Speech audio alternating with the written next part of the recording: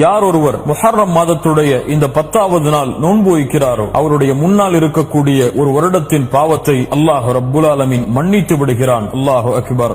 ரமதானுடைய மாதத்திற்கு பிறகு அதிகமாக ஷஹ்ருல்லாஹி முஹர்ரம், அல்லாஹுடைய மாதமாகிய இந்த முஹர்ரமுடைய மாதத்தில் அதிகமாக நோன்பு வைத்தார்கள். அல்லாஹுடைய தூதரால் கண்ணியப்படுத்தப்பட்ட மாதம். மூசா அலைஹிஸ்ஸலாம் ஃபிரௌனிடமிருந்து காப்பாற்றப்பட்டு அல்லாஹ்வின் வெற்றியை அடைந்த இந்த மாதம். அந்த மாதத்தில் அல்லாஹுடைய தூதர் ஸல்லல்லாஹு அலைஹி வஸல்லம் 10வது நாள் நோன்பு வைக்கும்படி ஏவினார்கள். 9வது நாள் அடுத்த ஆண்டு நான் உயிரோடு இருந்தால் நோன்பு வைப்பேன் என்று தன்னுடைய ஆசையை வெளிப்படுத்தினார்கள். கண்ணியத்துக்குரியவர்களே, அல்லாஹுடைய தூதருடைய வழிமுறையின் அடிப்படையில் இந்த ஆஷராவுடைய தினத்தையும் அதற்கு முன்னால் இருக்கக்கூடிய 9வது தினத்தையும் நோன்பில் கழிப்போம். அல்லாஹுடைய தூதர் ஸல்லல்லாஹு அலைஹி வஸல்லம் சொன்னார்கள், மன் ஸாம யௌமன் ஃபீ ஸபீலில்லாஹ், அல்லாஹுடைய பாதையில் ஒரு நாள் நோன்பு வைத்தால் அல்லாஹ் ரப்புல் ஆலமீன் அவருடைய முகத்தை 70 ஆண்டுகள் நரகத்தை விட்டு தூரமாக்குகிறான் என்று. அல்லாஹ் அக்பர்.